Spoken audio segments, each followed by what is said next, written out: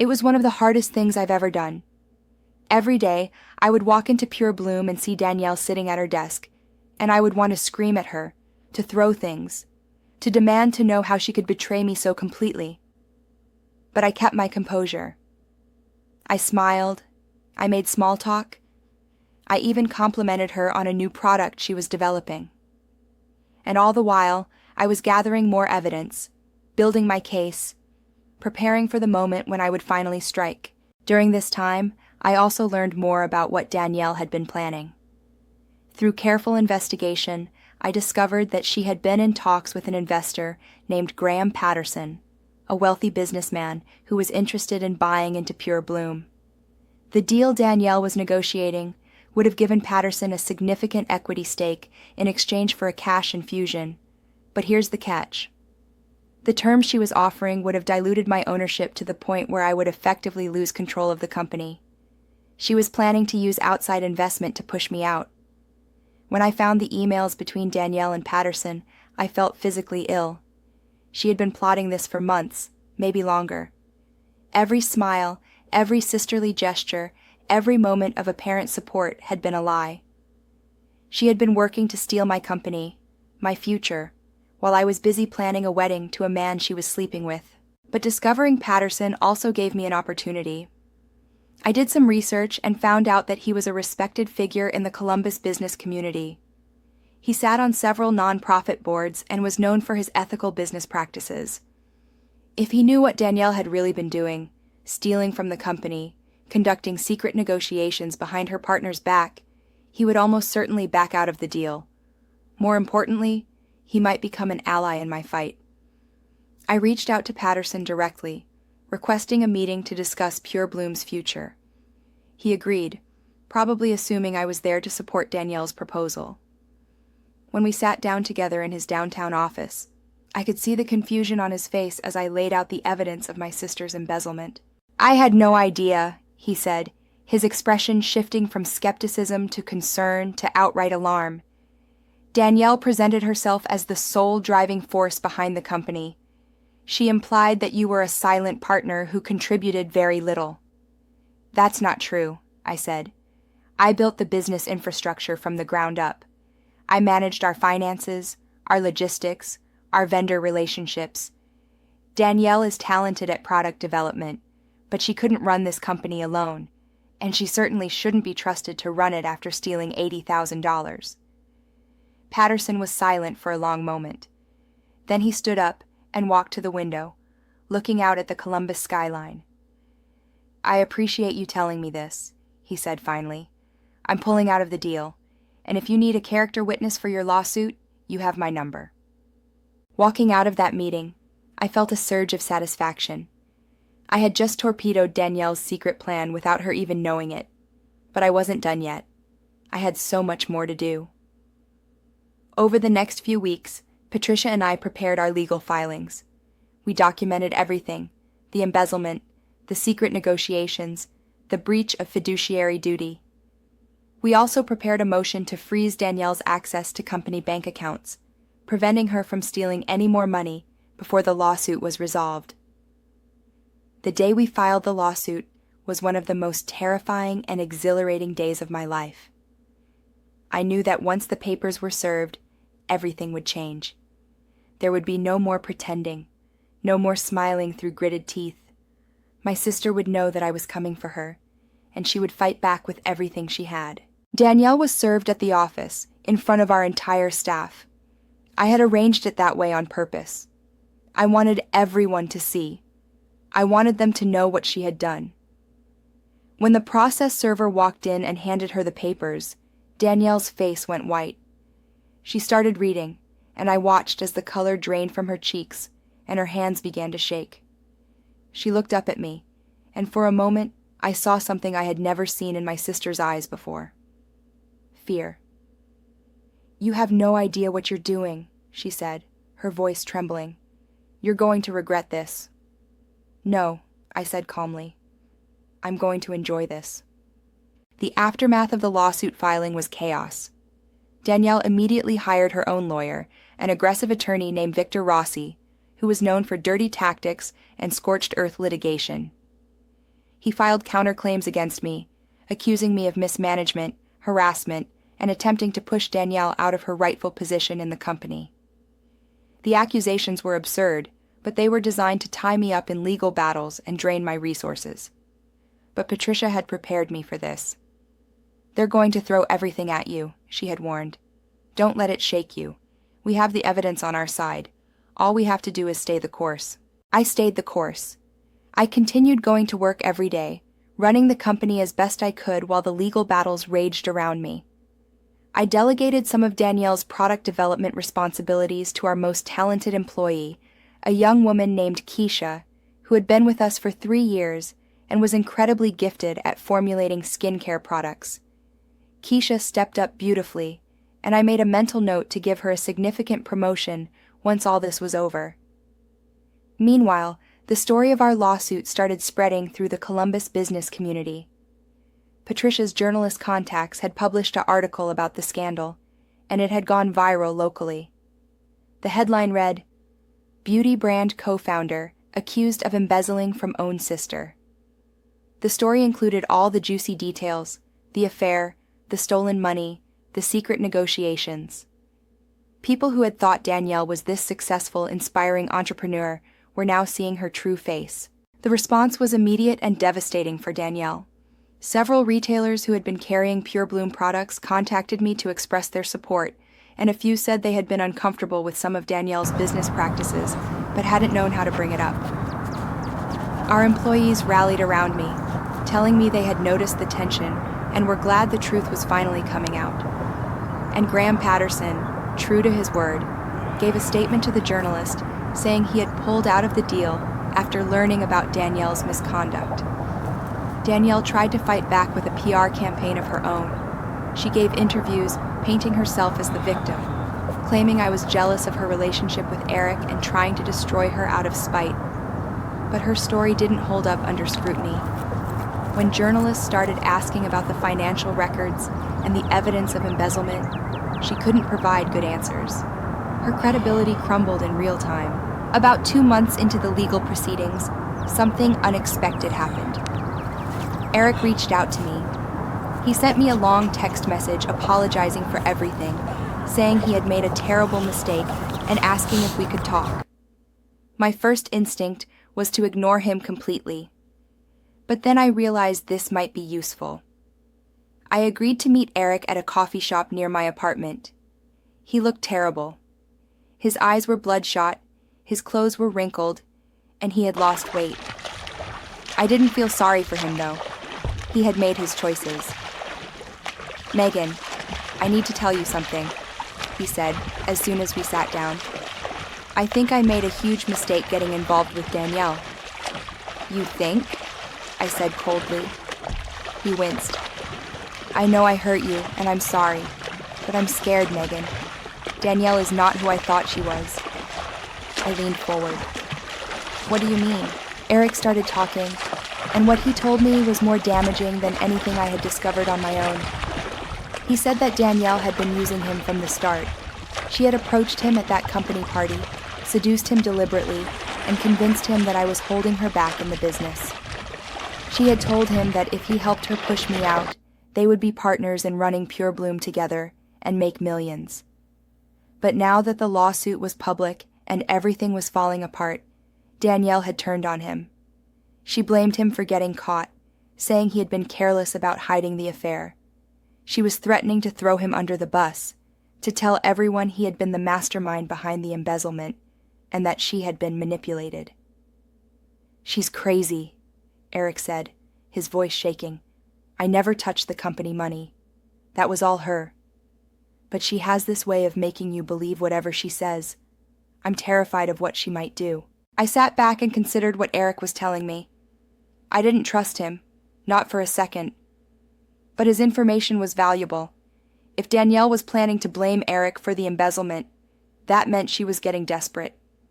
Desperate people make mistakes. "Would you be willing to testify against her?" I asked. Eric hesitated. I could see the conflict in his eyes.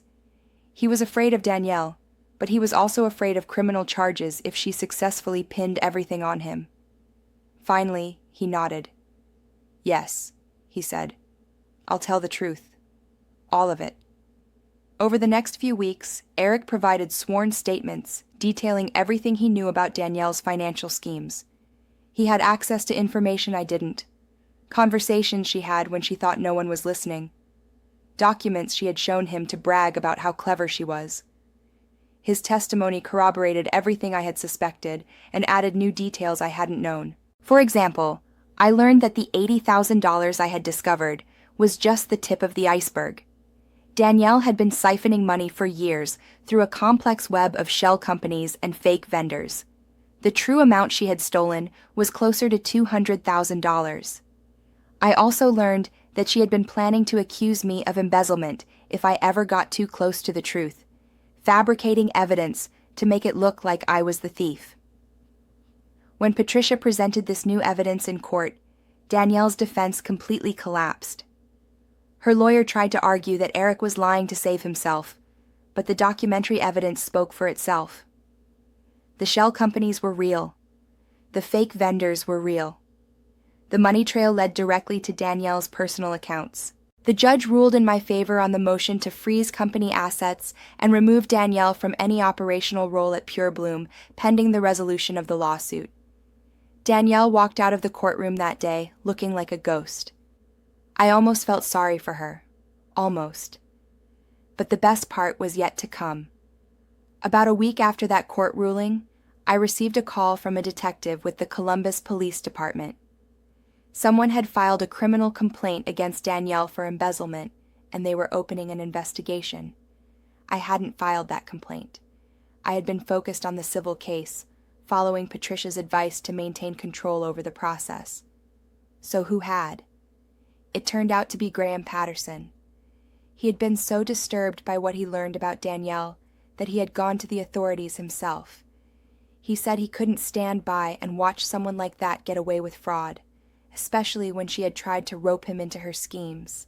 The criminal investigation moved quickly.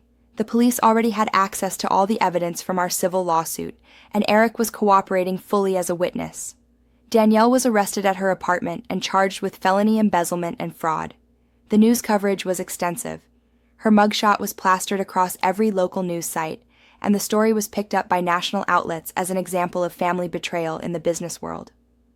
Danielle's lawyer tried to negotiate a plea deal, but the prosecutor wasn't feeling generous. The case went to trial, and I was there every single day, sitting in the front row of the courtroom, watching my sister face the consequences of her actions. The trial lasted 2 weeks. The prosecution presented overwhelming evidence of Danielle's crimes. They showed the fake invoices, the shell company records, the bank transfers. They called Eric to testify, and despite Danielle's lawyer's attempts to discredit him, his story held up. They called me to testify, and I told the whole story, from our parents' death to the affair, to the moment I discovered the embezzlement. By the time the prosecution rested, even Danielle's own lawyer looked defeated. The jury deliberated for less than 4 hours. They found Danielle guilty on all counts. The sentencing hearing was a month later. Danielle stood before the judge in an orange jumpsuit, her hair unwashed, her eyes hollow. She tried to make a statement, claiming she was sorry and that she had been under tremendous stress. She said losing our parents had broken something inside her, that she hadn't been thinking clearly. I didn't buy it for a second. Danielle had been calculating and deliberate in everything she did. This wasn't a mental breakdown.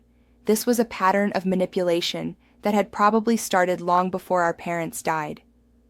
The judge sentenced Danielle to 4 years in state prison. She would be eligible for parole after serving half her sentence, but that was still 2 years behind bars. As the bailiff led her away, she turned and looked at me. I expected to see hatred in her eyes, maybe regret, maybe defiance. But what I saw was even more unsettling. Nothing. Her eyes were completely empty, like she had finally realized there was no audience left to perform for. With the criminal case resolved, the civil lawsuit was settled quickly. Danielle was ordered to pay back every penny she had stolen, plus damages and legal fees totaling over $300,000. She didn't have that money anymore, of course. She had spent it on her fancy apartment, on Eric, on maintaining the lifestyle she thought she deserved. So instead, her assets were seized and liquidated. The apartment was sold. Her car was sold. Everything she owned was taken to satisfy the judgment. More importantly, Danielle was forced to sell her shares in Pure Bloom back to me at a fraction of their value. I bought her out for $50,000 when her stake was worth at least $500,000. It was the final insult, watching her lose the company she had tried so hard to steal from me. With Danielle gone, I restructured Pure Bloom. I promoted Keisha to head of product development and hired a new operations manager to help with the day-to-day responsibilities Danielle used to handle. I also brought in a therapist to help the staff process everything that had happened. We had all been affected by the drama, and I wanted to create a healthy work environment going forward. The company thrived. Within a year of Danielle's conviction, Pure Bloom's revenue had doubled. Part of it was the publicity. People wanted to support the sister who had been wronged, but most of it was the work we were putting in. Without Danielle's scheming and drama, we were able to focus on what really mattered, making great products and taking care of our customers. I also focused on healing myself. The betrayal by Danielle and Eric had left deep scars. I had trouble trusting people, trouble opening up, trouble believing that anyone could love me without ulterior motives. I started seeing a therapist, a wonderful woman named Dr. Chen, who helped me work through the trauma. It wasn't easy, but slowly, I started to feel like myself again. About 18 months after Danielle went to prison, I met someone new. His name was David, and he was nothing like Eric. David was a high school teacher, kind and patient and genuinely good. We met through a mutual friend, and our relationship developed slowly. I was cautious, probably too cautious, but David never pushed. He understood that I had been hurt, and he was willing to wait for me to feel safe. A year after we started dating, David asked me to marry him. I said yes, but with one condition. There would be no big wedding, no elaborate ceremony. Just us, a few close friends, and a simple exchange of vows. I had learned that the people who truly love you don't need spectacle. They just need you. We got married in a small ceremony at a botanical garden. Keisha was my maid of honor. Dr. Chen was there, and Patricia, and a handful of other people who had supported me through the darkest time of my life. It was perfect. Danielle was released from prison about 6 months after my wedding. She had served 2 years and was paroled for good behavior. I heard through the grapevine that she was living in a halfway house, working at a fast food restaurant to satisfy the terms of her parole. Some people said she was broken, a shell of her former self. Others said she was already scheming again, looking for her next opportunity. I didn't care either way. Danielle was no longer my problem. She had made her choices, and she was living with the consequences. I had built a beautiful life without her, and I wasn't going to let her take up any more space in my head. A few months after her release, Danielle tried to contact me. She sent a letter to the Pure Bloom office, asking if we could meet. She said she wanted to apologize, to make amends, to try to rebuild our relationship. I read the letter once, then threw it in the trash. Some bridges can't be rebuilt, and some wounds never fully heal. I had forgiven Danielle, not for her sake, but for mine. But forgiveness doesn't mean reconciliation. I had moved on, and there was no room in my new life for the person who had tried to destroy me. Eric, I heard, was not doing well either. After testifying against Danielle, he lost his job when his firm found out about his involvement in the scandal. He tried to start over in a new city, but his reputation followed him. The last I heard, he was working odd jobs and struggling to make ends meet. It wasn't the glamorous life he had imagined when he was sleeping with my sister and dreaming of taking over my company. I don't celebrate their downfalls. I don't take joy in their suffering. But I also don't feel sorry for them. They made their choices, knowing full well the harm they were causing. They thought they could get away with it, that I was too weak or too trusting to fight back. They were wrong. Looking back on everything that happened, I sometimes wonder if there were signs I should have seen earlier. Was Danielle always this way? Or did something change inside her? Were there moments when I could have intervened, could have gotten her help before she went down this path? I don't know, and I probably never will. What I do know is that I can't blame myself for her choices. She was an adult, and she made decisions that hurt me and countless others. I was her victim, not her keeper. If there's one thing I learned from this experience, it's that trust is precious and should not be given lightly. The people closest to you have the most power to hurt you, and some of them will use that power without hesitation. It's not cynical to protect yourself, it's survival. But I also learned that betrayal doesn't have to be the end of your story. Yes, Danielle destroyed my trust and my engagement and almost destroyed my company. But I rebuilt. I fought back. I found love again with someone who truly deserves it. I created a life that is richer and more meaningful than anything I had before. The truth is, Danielle did me a favor without meaning to. She showed me my own strength. She forced me to grow in ways I never would have if life had stayed comfortable. She made me into the woman I am today, someone who doesn't take anything for granted, who stands up for herself, who knows her own worth. So if you're listening to this, and you're going through something similar, if someone you trusted has betrayed you, and you feel like your world is ending, I want you to know that it gets better. It won't be easy, and there will be days when you want to give up. But don't.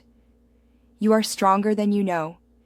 The people who hurt you will face consequences, whether through the legal system, through social consequences, or through the simple karma of living a life built on lies.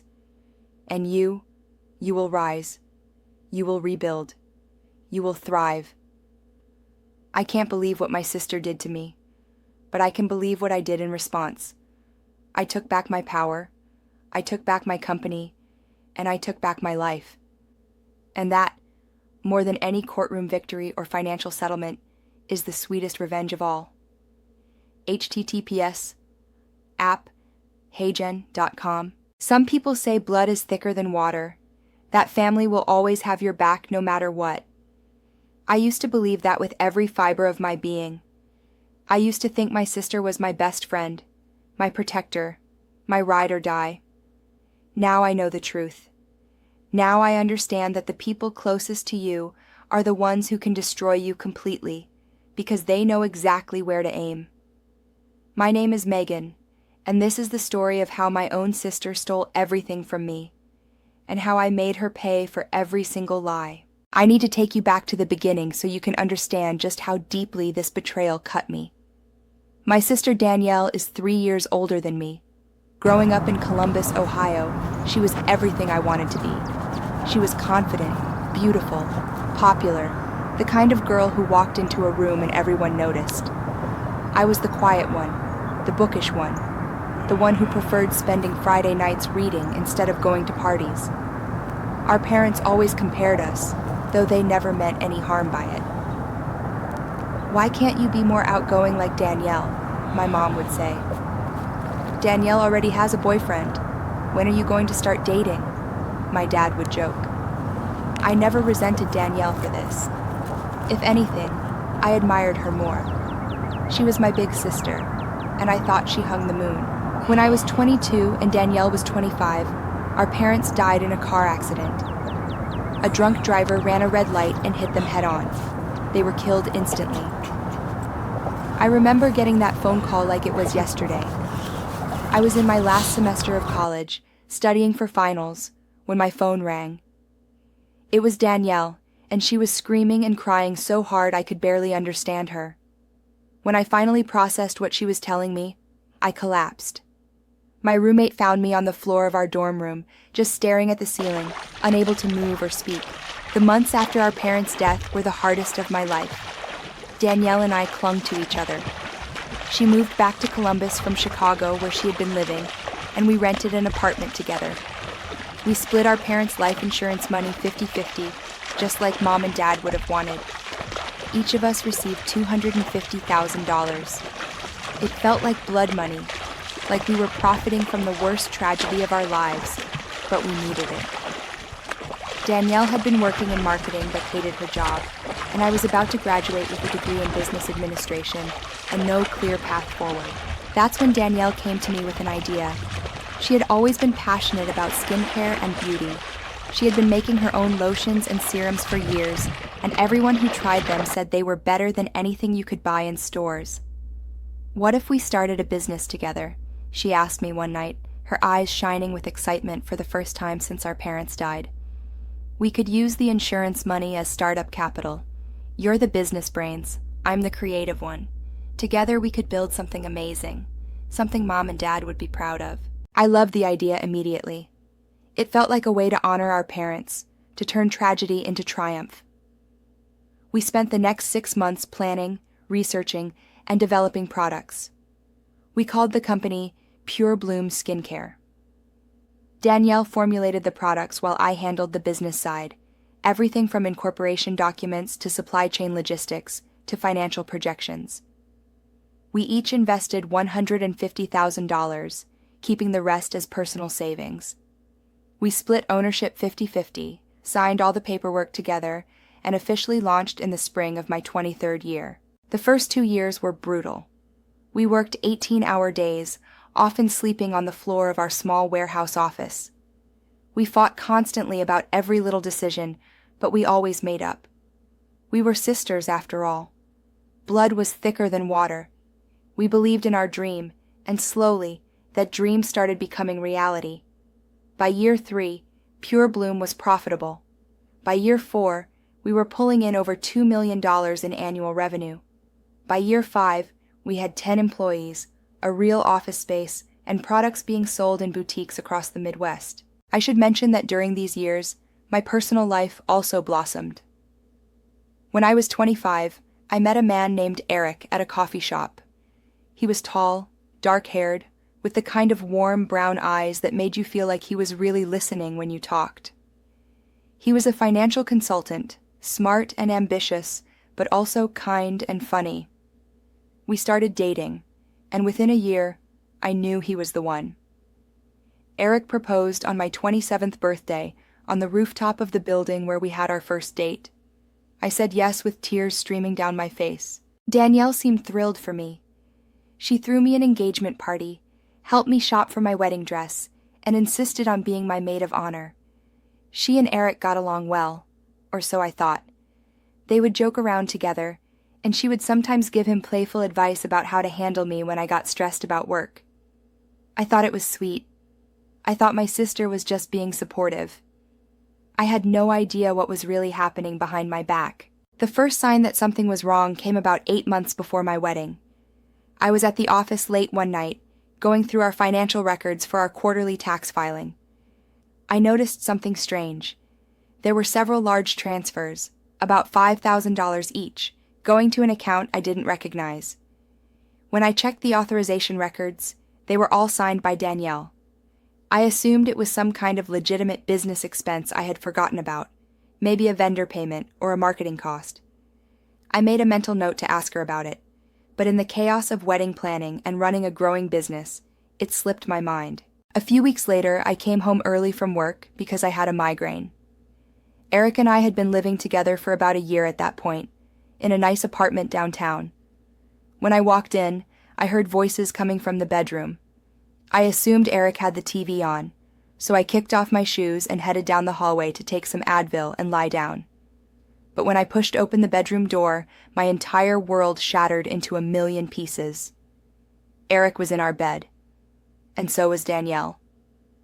They didn't even notice me at first. They were too wrapped up in each other, too lost in their betrayal. I must have made some kind of sound, a gasp or a cry, because suddenly they both froze and turned to look at me. I will never forget the expression on my sister's face. It wasn't guilt. It wasn't shame. It was annoyance, like I had interrupted something important. "Megan," Eric said, scrambling to cover himself.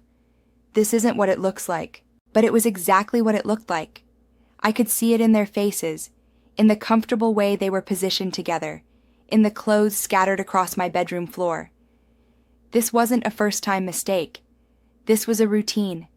They had done this before, probably many times, probably in this very bed, while I was at the office working myself to the bone to build a future for me and Eric. I don't remember exactly what I said. I know I screamed. I know I threw things. I know I called them every name I could think of. Danielle tried to explain, tried to make excuses. "It just happened," she said. "We didn't mean for it to go this far. We have feelings for each other. Real feelings. You can't control who you fall in love with." I couldn't believe what I was hearing. My sister, my best friend, the person I had trusted more than anyone else in the world, was standing in my bedroom telling me she was in love with my fiancé. And she was acting like I was supposed to understand, like I was supposed to be okay with it, because love was love. I told them both to get out. Eric tried to reason with me, tried to say we could work through this, but I wasn't hearing it. I ripped my engagement ring off my finger and threw it at him.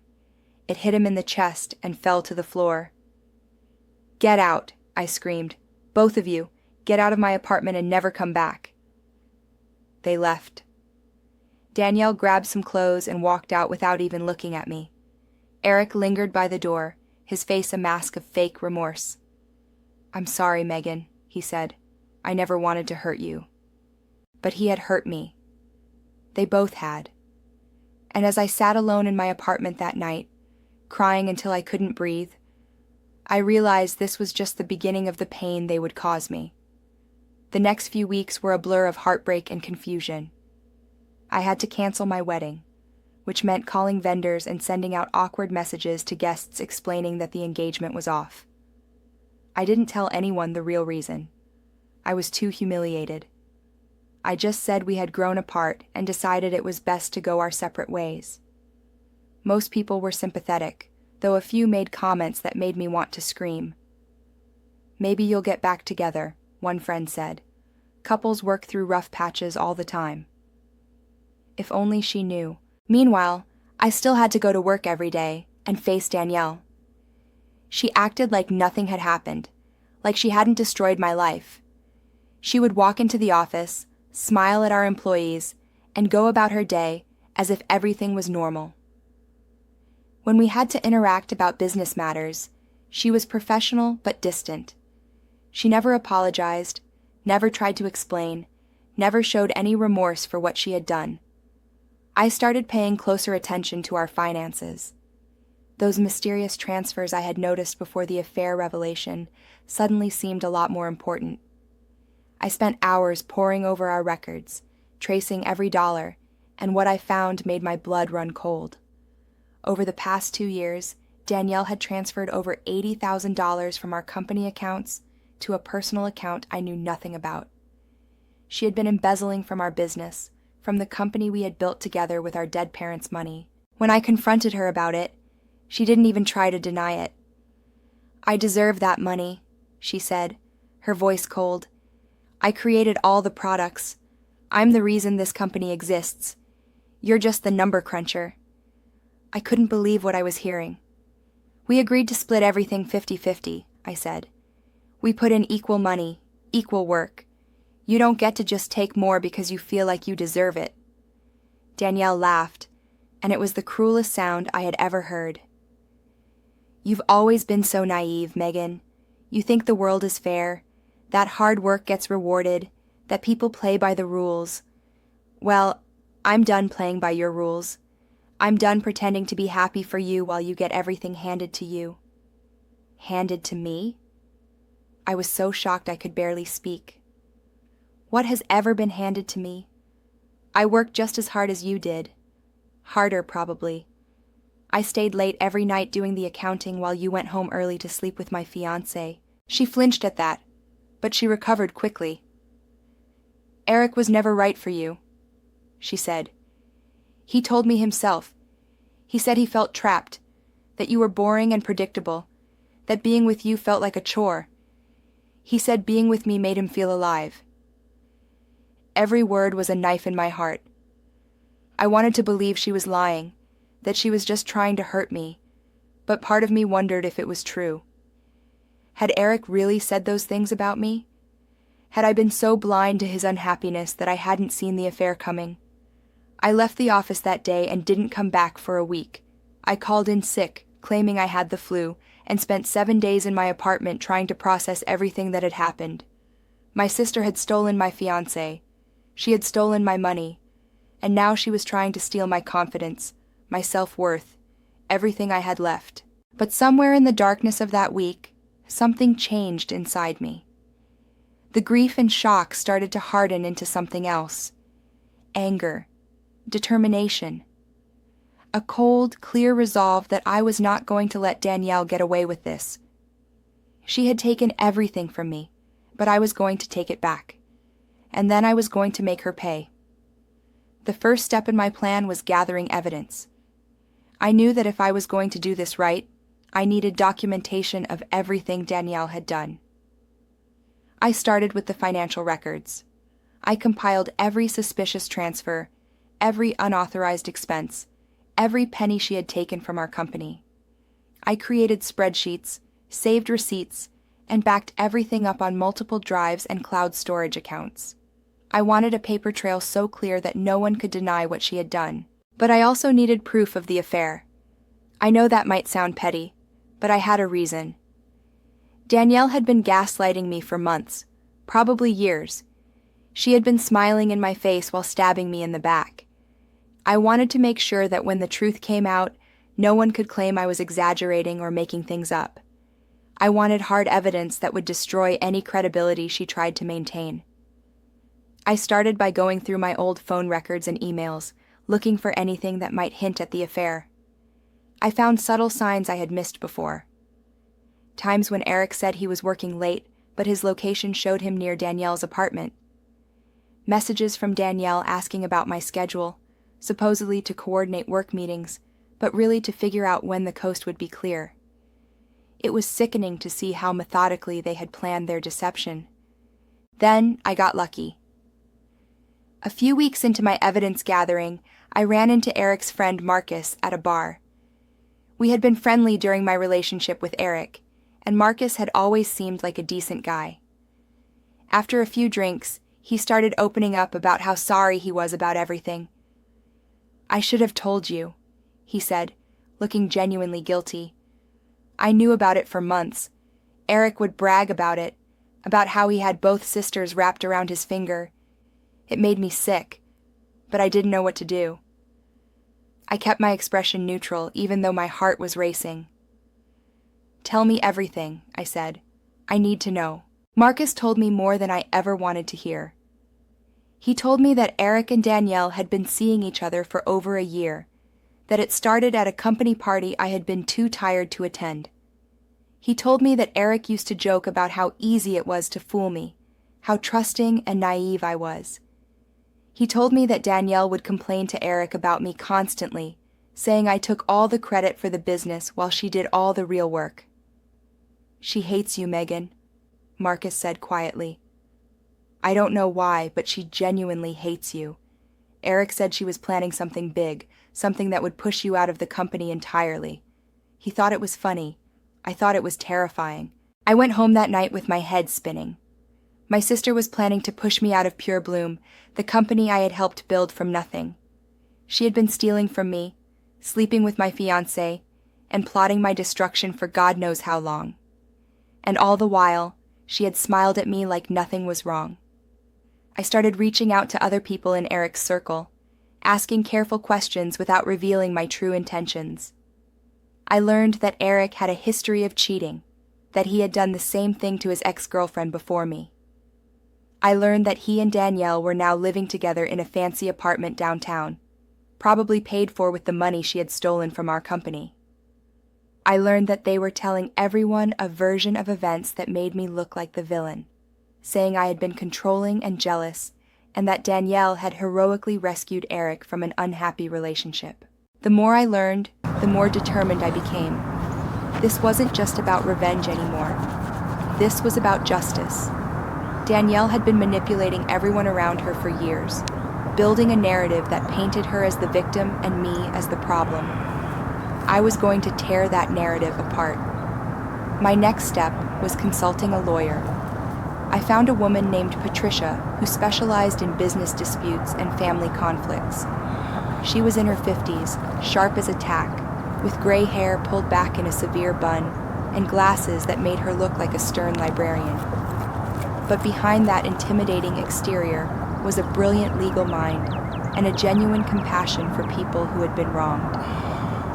I showed Patricia everything I had gathered: the financial records, the evidence of embezzlement, the testimony from Marcus and others about the affair and Danielle's plans.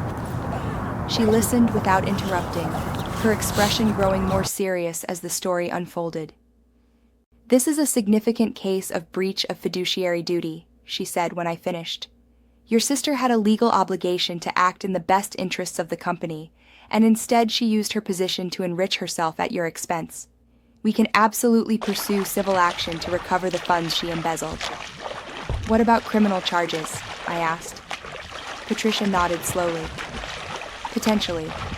Embezzlement is a felony in Ohio. If the evidence is strong enough, you could file a report with law enforcement. But I should warn you, criminal cases can be unpredictable. The prosecutor might not take it up, or they might offer a plea deal that doesn't feel satisfying. Civil action gives you more control." I thought about this for a long moment. I wanted Danielle to face criminal consequences, but Patricia was right. I needed to control as much of this process as possible. I couldn't leave my revenge in the hands of overworked prosecutors who might decide my case wasn't worth their time. "Let's start with civil action," I said. "But I want to do this strategically. I don't want to just sue her and hope for the best. I want to destroy her." Patricia raised an eyebrow. "What exactly do you mean by that?" I explained my vision. I wanted to expose Danielle's fraud in a way that would ruin her reputation and credibility. I wanted to make sure everyone in our industry knew what she had done. I wanted to take back control of Pure Bloom and push her out of the company entirely. And I wanted Eric to realize that he had backed the wrong horse, that aligning himself with my sister was the worst decision he ever made. Patricia was quiet for a long time. Then she smiled, a cold, calculating smile that made me realize I had chosen the right lawyer. "I think we can do all of that," she said, "and I think we can do it legally. Let me tell you how." The plan Patricia outlined was brilliant in its simplicity. First, we would use the embezzlement evidence to force Danielle into a buyout. The company's operating agreement had a clause that allowed one partner to compel a sale if the other partner engaged in financial misconduct. If Danielle refused to sell her shares voluntarily, we would take her to court and let a judge decide. Either way, she would lose her stake in Pure Bloom. Second, we would file a civil suit to recover the embezzled funds plus damages.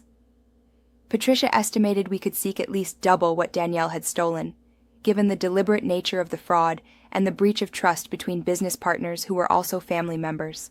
Third, and this was the part I loved most, we would make everything public. Court filings are public records. Once we filed the lawsuit, anyone could access the details of what Danielle had done.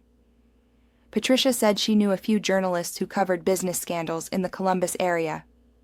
A story about a beauty company co-founder who stole from her own sister and slept with her fiancé would be exactly the kind of juicy scandal they loved. I went home that night feeling something I hadn't felt in months: hope. For the first time since I walked in on Eric and Danielle in my bed, I felt like I had some power. I wasn't just a victim anymore. I was a woman with a plan. But before I could execute that plan, I needed to do something incredibly difficult. I needed to keep pretending everything was normal. Patricia advised me not to tip Danielle off about the lawsuit until we were ready to file. If Danielle knew what was coming, she might try to hide assets, destroy evidence, or find some other way to protect herself. I needed to go back to the office, smile at my sister, and act like I was still the same naive, trusting Megan she thought she could manipulate.